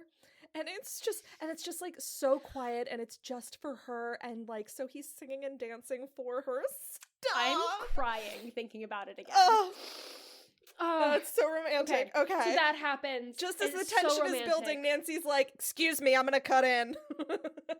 I will say really, really quickly, when they are doing this big waltz, there are quite a few like mid shots of them, and it's mostly Patrick Dempsey like spinning Amy Adams, and she's doing that thing, that fantastic actor thing where you're acting like you're having fun, and so it's just joyous, and he is concentrating so hard. I could see it in the set of his jaw. Oh yeah, he's just like clenching a little. 1, 2, 3. Where she's selling it. Oh. All right, but yes, at the end of this, they're like very, very close. Nancy cuts in, being like, "Excuse me." Yep. And Edward's like, "All right, now it's time to go. We did our came to the ball." Yeah. So they walk up the stairs to leave. And Giselle, it looks heartbroken, and Edward goes to like get her get her cape, her coat, her cape, her shawl, cover. I don't know, shawl. I don't know. And she turns back around because it's like up wrap. a staircase. It's a wrap. He calls it a wrap. And so it's like a staircase. So she's at the top of the stairs, looking down at all of the dancers, and just like sort of as the song ends, she sees Nancy kiss Robert, and like you can feel her heart kind of break. And just then, who should appear? Our hag comes back. Which is Susan. Do you think this was Susan Sarandon in prosthetics? I do, yes. Okay. I was trying to figure out if it was just like another person. No, I think that's Susan Sarandon. The wart, pointy chin, like that whole face is prosthetics. Absolutely. But she appears, and Giselle's like, You! And she was like, "Oh, I'm so happy I found you. It was such an accident that you fell in." And she's like kind of points out, "Oh, you're feeling sad." She's like, "Oh, your time here was so awful. You know what would help? Here's this apple. Would you like my apple? Here's this apple. If you eat it, you will forget your entire experience here and all of the sadness. It will make all these bad memories go away. Yep. All that you'll forget all this sadness." And she really sells it. And Giselle, sweet, sweet summer child, is so upset by Robert going back to Nancy that she takes a bite of the apple and immediately falls unconscious. And then we get a lovely shot of like her arm, the apple falling out of it, big Snow White energy, the apple falling down this flight of like this staircase and rolling through these dancers until it hits on the side of Robert's boot. He picks it up and he and Nancy look at it. And just then... And they see the hag carrying unconscious Giselle to the elevator, using magic to open the elevator doors, and like telling concerned passerby, being like, she's fine, she just her out for some fainted. air or whatever. Yeah. And then once she gets inside the elevator with Giselle, she turns around and like transforms back into Susan Sarandon. As the doors, and the doors are closing. start to close, and then Edward like shoves his hand in the elevator. It's the sword. He shoves the sword. It was a sword. Because he had seen Giselle being taken away by this, like, mysterious older woman. And then he's like, Mother? And she's like, Edward! And she's like, oh, Edward, I'm just helping taking her outside. This girl. Yeah. And so, but Edward picks up Giselle out of the elevator and takes her back into the ballroom. Like, a couple people bring out a chaise that's just happens to be there. Oh my God, that fainting couch. Oh, that was fainting very couch. Conveniently there. So they drape her across this, and Nerissa, the evil stepmother queen, is just like, oh, she just fainted. But then out of the corner, who arrives but Nathaniel, who has grown a backbone. And he's like, she's lying. Yep. She gave her a poisoned apple. And Edward realizes that his mom's been lying to him this whole time. And she's like, Edward, don't listen to this silly little pathetic man. And Edward's like, silence! When we go back to Andalasia, you will be stripped of your crown and sent to banishment. And she's like, oh, you think? Excuse me? Okay. So just then, though, because like the queen tries to starts to try and do something, but then Nathaniel takes Edward's sword and like holds it up to her throat, and he's like, don't you dare. So then Edward's like, what shall we do? She's like cold as ice. And Robert has a little fairy tale light bulb moment, and he goes, true love's kiss. True love's kiss. Oh, I'm sorry, hang on, I got ahead of myself. And the queen, even though she's a sword to her, though, she's like, there's nothing that can save her now. Once there's absolutely the strike nothing. of 12 happens, she'll die. Yeah. And Robert's like, what about true love's kiss? And Edward's like, I I knew that. I could have thought of that. And so he kisses her, and she doesn't wake up. And he tries several times. Sorry, calm down. A couple times, just keeps kissing her, and he's like, fuck, Damn it. And then he looks at Robert, and Robert realizes what Edward's asking him. Like, He's like, no. no. That's not. It can't that's be. not possible. Well, he like, says it can't be me. It can't be me. Like he's a little bit desperate about it. It's not like I don't think it's cynicism at that point. I think it's just like this can't be it. But just then, and Edward's like, you should try. And Nancy, and he's like, no. And then Nancy, he's like, just kiss her, Robert. And I was just like, oh, Nancy, you deserve the world. It's okay. Nancy deserves the world. And so Robert, the clock starts to strike. 12. Bong bong goes the Bong, England bong Bridge. goes and just as like the final stroke of midnight happens, he kisses her, and it looks as though it doesn't work, and then full like Romeo and Juliet she comes back to life. The color returns to her skin. And Robert is so and relieved. She looks and at Giselle him. Kisses him back. She looks at him and says, "I knew it was you," and then kisses him. Goosebumps again. So Nancy is understandably upset. Nancy's just like, well, shit. But you know who's more upset? Queen Nerissa. She disarms Nathaniel, grabs the sword, holds everyone at sword. Oh, there's a really quick part where I fucking love this. After Robert and Giselle have kissed, everyone starts clapping, and there's two older women in the audience who are clapping. This is us in that movie. Oh, we are those 2 old women. And one of them leans into the other, being like, this is a much better show than they had last year. That's us. It's us. And cut to Nerissa has disarmed Nathaniel, holds a sword, like kind of like swings it wildly, makes the whole crowd back up because there's this crazy lady with a sword now, and she goes, "You want a show?" She's pissed. Yeah. She goes, "You want a show? I'll give you a show." Crack of lightning, fire, and smoke. And this is where we get the Wilhelm scream. Yes. And Nerissa turns into a motherfucking dragon in the Woolworth building. Yeah. So, oh god, her lines throughout this entire scene are spectacular, where she was just like, what am I gonna tell people when I get back? What if a terrifying beast comes out and kills everyone? Starting with the girl who started it all. And so Robert gets in front of her. And poor Queen Nerissa was unable to help. Like, defenseless Queen Nerissa was unable to help. And so Robert gets in front of her and is like, over my dead body. And she's like, all right, I'm flexible. And grabs Robert with her dragon fist. Yep, and then bursts through the wall. God. Climbs this poor building. The exterior of the historic Woolworth building. God. And like climbs up, and Giselle, never a damsel in distress again, grabs the sword, kicks off her heels, shoes, smart, and runs after and climbs the side of the Woolworth building. Listen, I've been in the Woolworth building. I've been pretty high up. There are a lot of like gargoyles and turrets in the. It's also pouring rain at this point. Yes. All right. So she, the queen dragon, now gets to the top and is like doing her big King Kong moment at the top and like just yells. Screeches. Oh, and then we have my favorite line where Giselle has climbed up after the queen, confronts her, swings the sword at her, but like she can't reach, and she goes, "You're crazy!" And the queen dragon like brings her head down close to Giselle, and she goes, "Spiteful, vindictive, and very large, but never crazy." I know. Well, see, and then my other favorite line from this scene where like Giselle climbs up and she was just like, "Oh, what a plot twist. The princess is coming to save you. Guess that makes you the damsel in distress, huh, handsome?" And I was like, God, Susan Sarandon must have had so much fun voicing these lines. I would give... Do you think about it? I would pay to play that role. Like...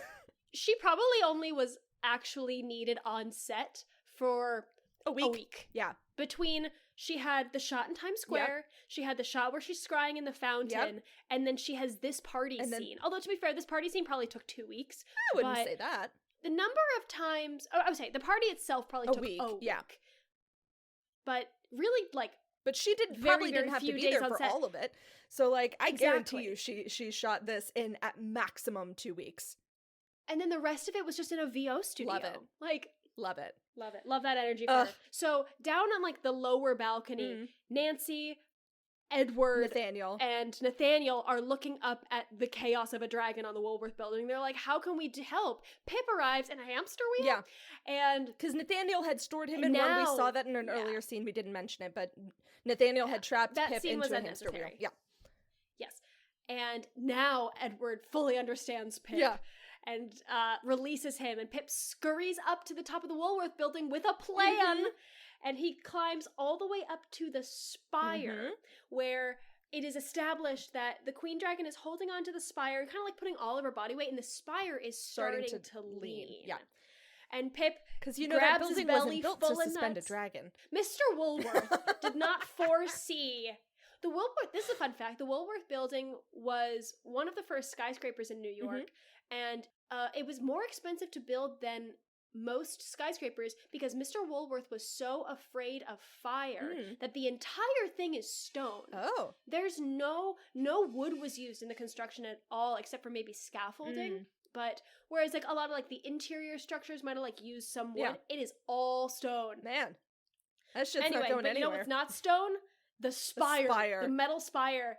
Pip grabs his belly full of nuts and steps onto the queen. Same thing with the ogre.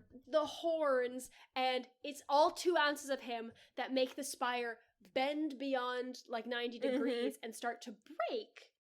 And the dragon queen loses her grip and starts to fall, and she starts trying to transform herself into, I don't know if it's something else or back into a human, but she like crashes into the like one of the turrets or something, a side building, and like knocks it down and then falls to the street below and explodes into glitter. Now, I thought there was almost a moment where like maybe she's not dead because there's like a spark of light right before she hits the ground. Like she almost like transfigured. I guess we'll find out in the sequel if Susan Sarandon is still alive. God. Oh my God. But Robert also starts to fall and Giselle throws the sword. Love it. All right. Several grapes. Throws the sword, catches the cuff of his suit jacket, but she impales the sword in the metal spire of the Woolworth building. Yep. You know what's not super permeable to swords? More metal, I guess. I guess it depends. If it is also, like copper, it looks because like it's green, fully stabs him in the wrist. Yeah. I mean, if it's copper and it's hollow, I could see that. You're right. I could see that actually. But you would have to throw it with a fuck ton of force that I don't think Amy Adams has. Anyway. Yeah. Shaky sweaters. Also, like, his weight would have just absolutely shredded the cuff and he would have fallen to his death. The sword being that sharp would shred through the fabric easily. Right. If we're establishing it's sharp enough to pierce through copper, it can definitely cut through whatever, Apparently it doesn't cut through this fucking vibranium suit that Robert's wearing. Anyway, she stops his fall, but he does start to fall again, but he manages to fall onto the roof. She dives for him, they crash into each other, clutch each other, and slide down the roof. Whee! Because again, they're still on the roof, and they're screaming like they're gonna go over the edge, but they stop right before the edge. Oh my God, they're safe. Giselle turns to Robert and quotes back to him something he said to her when she fell off the billboard. And she goes, "Is this a habit of yours, falling off stuff?" And he says to her, "Only if you're there to catch me." So cute! And they kiss on the roof in the rain. Now, in my stupid pragmatic mind, I was like, how'd they get down? How'd you get down, guys? Hey, guys. How'd you get down, guys? Because it zooms out and we see just like how high up they are. Then also, his pants... His white pants are so, immaculate. So see-through. So see-through. Are you kidding? I didn't notice that. We kept our G rating. Yes. But I was just like, those are see-through. Those are white pants that are now see-through. That's really funny. I didn't notice that.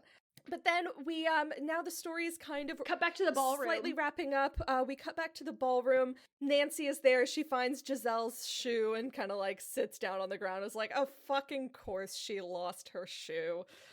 Just then Edward comes up and like sees her and is like, why so sad? Fair woman lady? Fair maiden. She's like, oh, well, she lost her shoe. Of course she did. And so he takes the shoe and slides it onto Nancy's foot, makes direct eye contact. It's like, it's a perfect fit. It's a perfect fit. And she just looks down and she's just like, fuck yes. So they run, you see them running together Cut to to them running Times through Times Square to that manhole, and they both jump through, and then cut to them getting married in Andalasia, at which point my brain was like, you can't marry someone you just met, Elsa. Like... So they get married in Andalasia. She's now the princess there. It's so cute. And cut to like our wrapping up montage. Yeah. Giselle, Robert, and Morgan now all live together. Giselle runs a fashion house that makes princess dresses for girls called Andalasia Fashion. Nathaniel is a successful author in the real world. Pip is a successful author in Andalasia. Great. And Robert, Giselle, and Morgan live happily ever after in New York. Yeah, for now. Oh, I feel like I ran a marathon. Honestly, I'm slightly out of breath. But I enjoyed every minute of it. Oh, it's so good. Like, I loved watching this movie again. What a fucking delight. I really enjoyed watching this movie. I think I enjoyed watching this movie more than I have most of the films we've done. Yes. I've liked many of the films, so there was just something about this that I really... It's just so wholesome. It married so many things that I enjoy. I enjoy a good rom-com. I enjoy witty dialogue. I love a happy ending. Genuine musical theater moments. I love a happy ending. Big fan of a happy ending. I love the straight man having character. one straight man character. I hate that they're called like the straight man, and we should really evaluate like what we call that. Yeah. But like the one person who that doesn't is understand, who's not in musical theater world. Yeah. So funny. So silly. And I'm so excited for this sequel. For Disenchanted? Yeah. Because from all of the trailers, it looks like Giselle is turning into the evil stepmother, and I cannot that's the whole wait. Plot. That's the fucking whole love plot. that arc. Amazing. And I had that thought of when she says the line, not all stepmothers are evil or bad in this film. I was like, were they already planning a sequel when they dropped that little nugget in there? They weren't. Well, actually, I think they were. And my fun fact is going to be about the decision not to merchandise Giselle as a Disney princess. Yeah. Because I think it's a really, really funny decision. Yeah. But I'm getting ahead of myself. Grace, what'd you think of this movie? I love this movie. I think it's just so wholesome and good. It mostly holds up. There's like one or two quick, brief moments.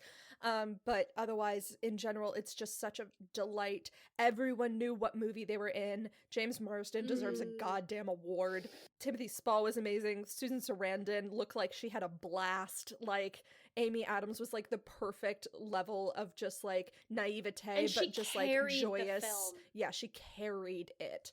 And I'm gonna go through the giant list of women that they were considering to be Giselle. And honestly, I think they made the right call. I think it was the perfect choice. I love this movie.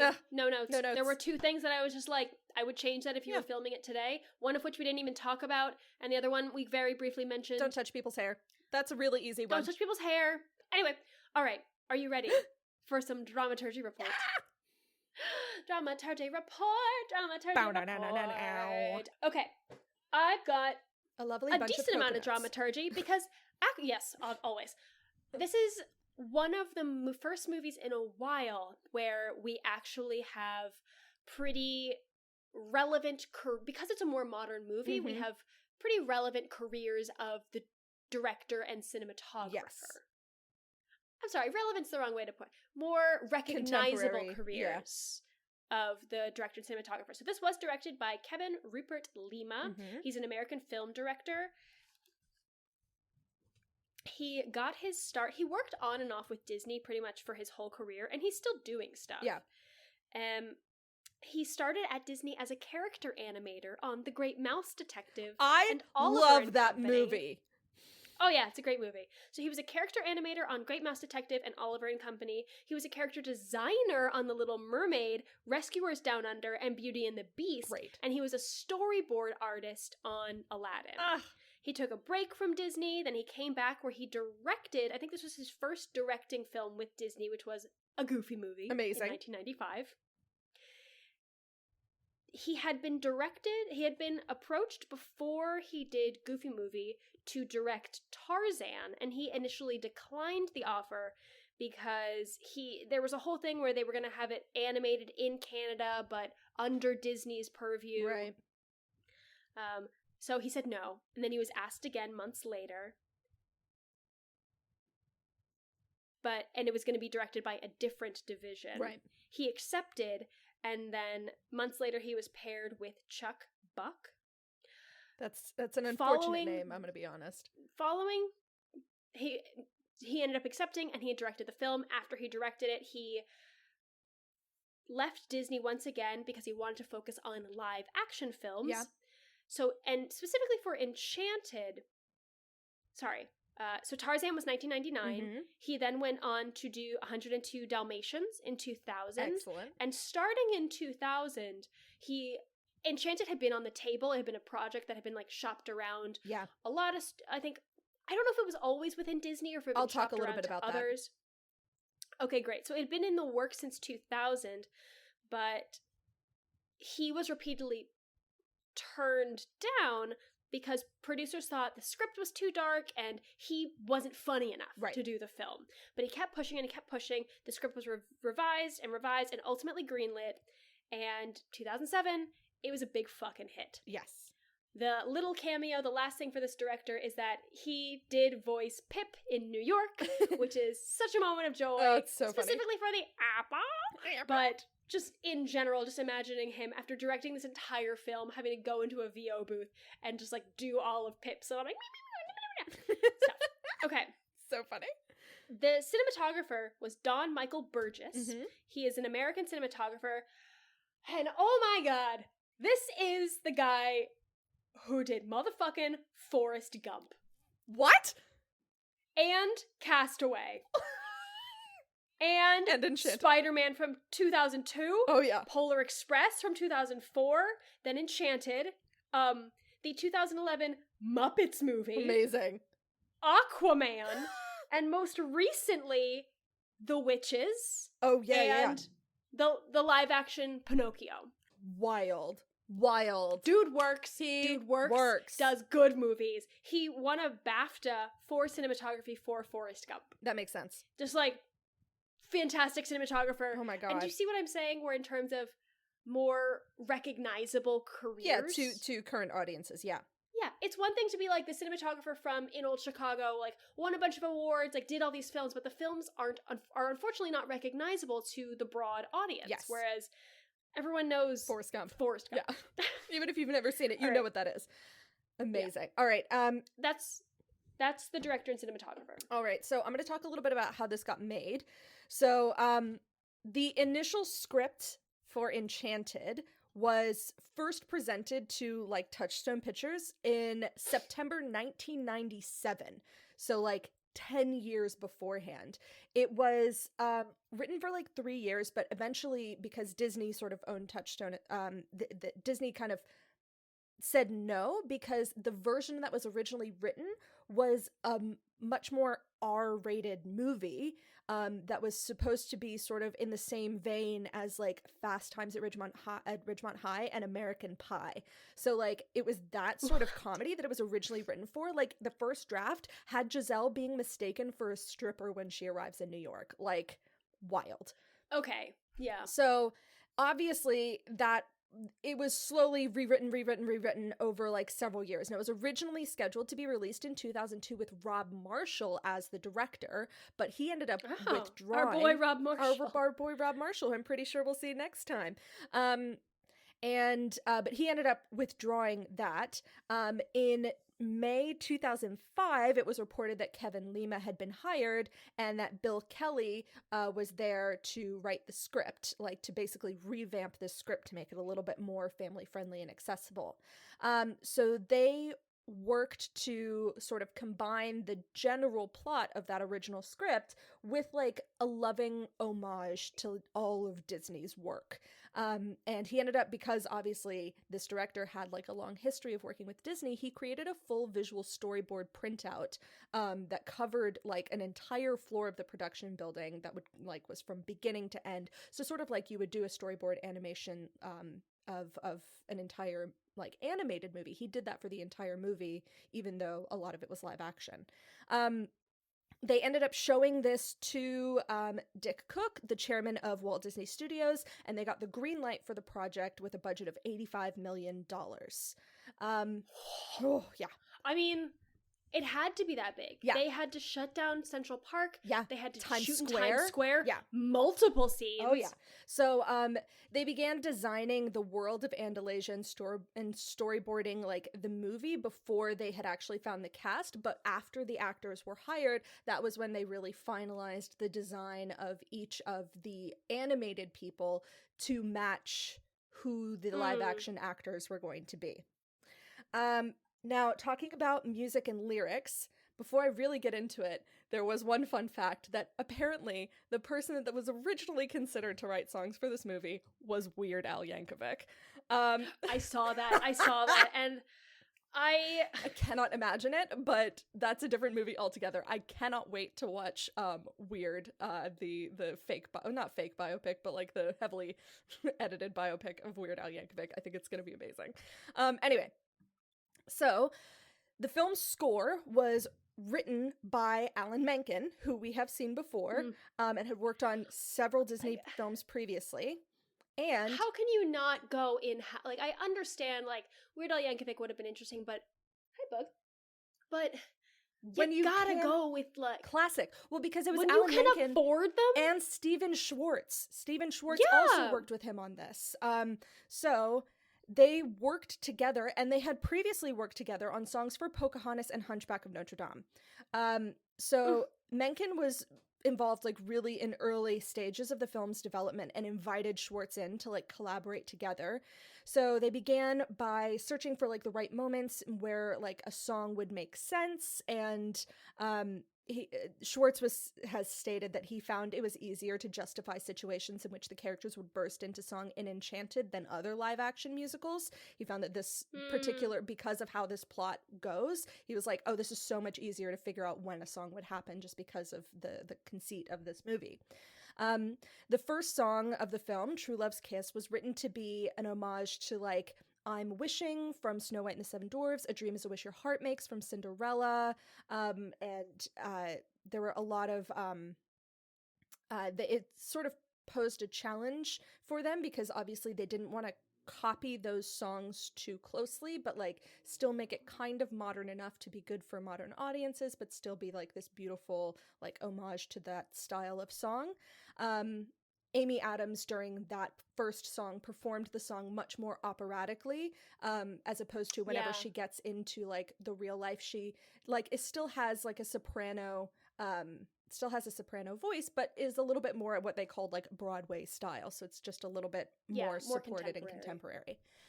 Happy Working Song and That's How You Know also are tributes to classic Disney songs. So it's like Happy Working Song is like Whistle While You Work, the work song from Cinderella, Spoonful of Sugar, Making Christmas. And then That's How You Know is a self-parody of Menken's compositions for Disney. So like the giant production numbers, so like Under the Sea and Be Our Guest. So as the film progresses, the music uses like more contemporary styles as Giselle becomes more and more a part of our world. And it's sort of like, so the song that was heard in the ball is called So Close. And so like that is sort of like the true transition. And then even like the final number that's done over top of the montage of everyone's happy ending, which is called Ever Ever After, sung by Carrie Underwood. So like, you know, there's these it gets much more contemporary from like the classic True Love's Kiss all the way to Ever Ever After.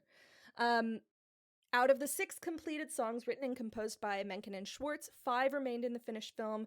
The title song, Enchanted, a duet which was Idina Menzel and James Marsden, was the only one that was deleted from the movie. And I've been trying to find it, but I cannot find it. I don't think it's anywhere. I don't think it's anywhere either. I think it lives in Disney's vaults under lock and key. Why it's not on the soundtrack? That is what I'm beyond saying. Me. Yeah. So, that's the music. Talking a little bit about the actors and casting.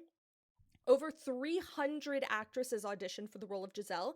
Amy Adams was apparently number 275, so keep auditioning, y'all. I'm gonna go through the list of the wild amounts of people that they considered to play Giselle. Christina Applegate, Drew Barrymore, Kate Beckinsale, Kristen Bell, Toni Collette, can you imagine? Portia de Rossi, Laura Dern, give me, Honestly, I think Laura Dern would have been a good stepmother. But anyway. Yeah.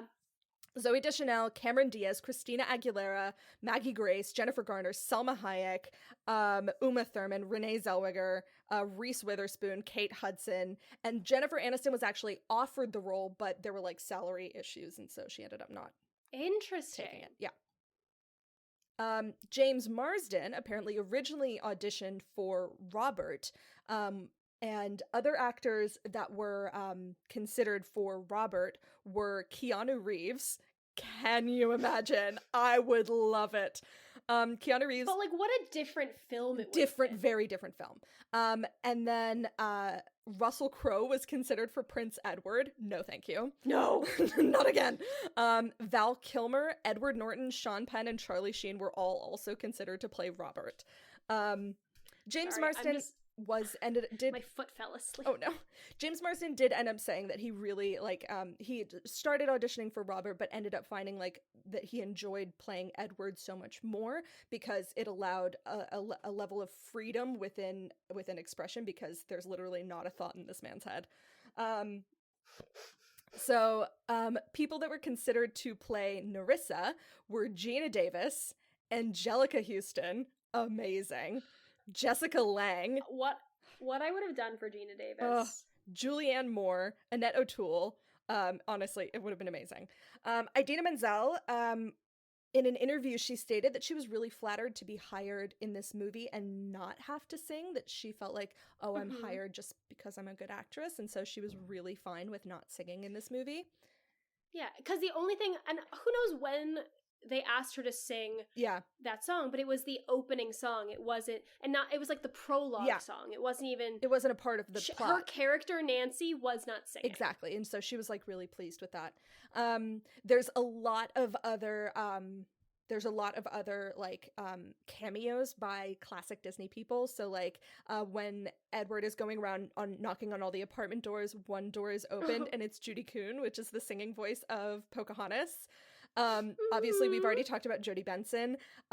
In the soap opera that they watch in that shitty hotel room, the soap opera features Paige O'Hara, who's the voice of Belle.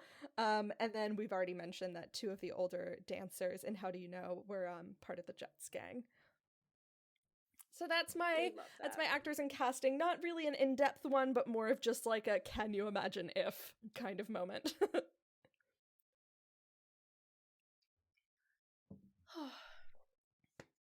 Is that it? Yes. Okay, I'm going to talk about release, which is something I don't normally talk about, but also reviews and reception. Okay. So, actually, let me see, one sec. No, I'm going to talk about reviews and reception. So, obviously this film was distributed by Walt Disney Studios Motion Pictures.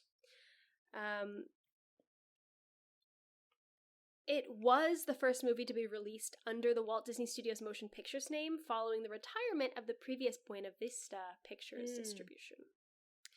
So it made so much money. Oh my god, it made so much money. It did so well. It made $8 million on its first day in the US. It was the 15th highest grossing film worldwide in 2007. Amazing.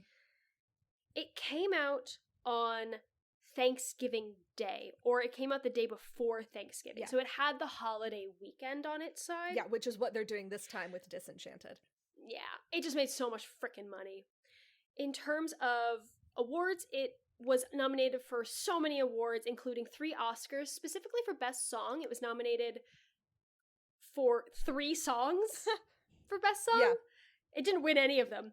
It was also nominated for Golden Globes and Grammy Awards, but I want to really quickly talk about merchandising, which I could have saved this for a fun fact, but I want to talk about it because it is relevant to like the legacy of the film. So when they devised this film, I think Disney had been planning to add Giselle to the Disney princess canon and just add her as another character. However, this was ultimately ixnayed because they realized that they would have to pay lifelong rights to Amy Adams to use her visage. Yes, because it's the only live action princess. All of the rest of them are all animated. are all animated, and they were like, that's gonna be too much money. They're like, so they never didn't mind. do it. No, there is Enchanted merchandise with her animated face. Yes. But Not there's no Amy like Adams. licensed Disney Amy Adams merchandise. No. Giselle did, I guess Amy Adams in costume, or maybe another person, led the Hollywood Holiday Parade at Disney Hollywood Studios in 2007. Yeah. And she was featured in the 2007 Christmas Day Parade in Magic Kingdom with the other official Disney princesses, but I do not think she has returned. She is not in the canon. Nope. They have Tangled. They have everything else. Yeah, exactly. So they don't need her. Excuse me. They don't need her. So that's that. Do you want to talk about singing and dancing? I thought that Amy Adams had a perfect voice for this. Just like the mixture, like we talked about, where she was able to do like the sort of old school, like kind of Cinderella-esque Sleeping Beauty. Coloratura. Yeah, that style of singing, and then also like transition into sort of a more classic, like mezzo-soprano Broadway quote-unquote style voicing once she got into the real world and was sort of more adapting and transitioning into kind of a normal person. I thought that she did great, especially considering that this is like her breakout role. She had done other things, but this was like her big breakout. Yeah, this was I think this was her big major Blockbuster commercial film where she was leading the production. And everyone already knows how I feel about James Marsden's voice. We talked about it during No Notes. No Notes. I just still think about that Corny Collins riff anyway. And they're the only two that really sing. I mean, Patrick Dempsey sings to Giselle, but like it's so and I think quiet, that was the and perfect like, usage of it, because yeah. I don't think he's super comfortable as a singer. No. His character's not comfortable singing, so I loved the use of it in a private moment. Yes. Versus which made it so much bursting more into intimate. song. Oh, it was so good. Yeah. They're the only ones that sing. No Notes. Dancing? Dancing. We got dancing in the streets. We did, and we got dancing in Central Park is what we got. It was so good. That entire sequence is amazing. The actors that they have, like, first off, the old guys who like show up and like they're the old Jets and they do their dance. That was amazing. They have people doing backflips. They have like a whole sequence of people in wedding dresses like doing a lift on a shoulder. It's amazing. And that's my homework is that watch song. that sequence. Yeah. I agree with that. I'm probably gonna watch that after I after we finish here. Yeah. Yeah, the only dancing, there was that dance, the how do you know, there was the dance at the ball, Yeah. which is still stylized but different. Less dancing in the street, more the fact that like within the given circumstances there was It a would ball. make It was sense, clearly choreographed. Yes, because everyone was doing the same thing. The waltzing between Giselle and Robert. So good. Patrick Dempsey's focus face. Oh, his focus. We've no notes. No. No Well, notes. my only gripe, my only note is the subway. Going from Times Square to the Bowery, that's my biggest. There's so many subway stations they could have done. They could have just plastered over they could have still had the same location, but plastered over a different thing so it said like somewhere else. Prince Street. Canal. It would have made sense on Canal. Yeah. Oh, I was like, you had so many options and you chose the only wrong one. Yeah. Same way where like I have a similar gripe where The vacuum. the vacuum and the toilet, her understanding that they work and referencing them, but then not understanding that water comes from pipes for the shower. It was just plot holes. Super, super small, super, super nitpicky. Yeah. It's not going to keep me awake at night. Nah, I don't. Just a I don't silly care little that thing much. where I was like, wait a second. My giggle is James Marsden getting fucking bodied by a group of cyclists. It makes me laugh every time. My giggle is also pertaining to James Marsden, but it is simply how genuine his character is. Ugh. Like what's not to like? Yeah. He's phenomenal casting. So good. Phenomenal acting, phenomenal directing. Took it and ran. Ugh, love it. And then, of No course, notes. Pip's entire just like, thank you. Amazing. So funny. Did you have any other fun facts, or were you Let me see. No, we said them all Yeah. in terms of like alternative casting. Yeah. Was it? The only... I mean, I can say a fun fact, so I don't think we talked about it, but just logistically from a film standpoint, it took them 17 days to shoot the 5-minute sequence of how does she know? Because they were hampered by Patrick Dempsey crowds. Because it's 2007, Grey's Anatomy started in 2005. Yeah. He was at like Peak the Patrick beginning of the Dempsey. height of his, and like, I get it. Yeah. I get Yeah. it. And he was McDreamy. Mhm. And that and the fact that they had established it was taking place on a sunny day, so they literally just had to Wait for weather. keep waiting for sunny days. Yeah. The only fun fact that I have is that giant wedding dress that she wears at the beginning weighed 45 pounds. And so a stunt double had to teach her how to move in the dress, and Amy Adams described it as drooling because the entire weight of it just sat on her hips. It's like, God. When I worked with her on Woman in the Window, she talked about how much that thing weighed. Yeah. Because she had a stunt double on that production, Yeah. and I think it might have been the same stunt double that was with her on Enchanted. Yeah, well, I mean, once you find one that works for you, just, like, keep them paired together. Yeah. That's so funny. Just like, very different circumstances. Last time we worked together, we were running through New York in a ball gown. I could be wrong, but she did talk about it at one point. Yeah. But, yeah, that's, 45 pounds is a lot. That's a lot. Yikes. Yikes. Oh, God, I'm exhausted. Did you have any other homework? Or you wanted to do the waltz scene? Yeah. Or just, like, watch this movie, y'all. Yeah, it's on Disney+. Yeah. It's a delight. Watch it. And then immediately watch Disenchanted. I cannot wait for next weekend to watch it. It's going to be so fun. Yeah. And if you can't watch this, listen to this episode. Yes. Or do both. Do both. If you do can't both. watch, or do both. Do both. Yeah. All right. Both? Grace, Both. do you have anything Both. else to Both add? is good. Both is good. Do you have anything else to add? I don't. I think that's all she wrote. I believe that is all she wrote. Well, if you made it this far, I don't know how long this episode's going to be. If you made it this far, thank you so much for tuning in. It is always a joy to do these episodes. Mhm. This has been 5678, a movie musical podcast. I have been Anna. I'm still Grace. That's all she wrote. Homework will be linked in the show bio. Please take care of yourself and others. Goodbye. Goodbye. 5, 6, 7, 8. There's no business like show business, like no business I know.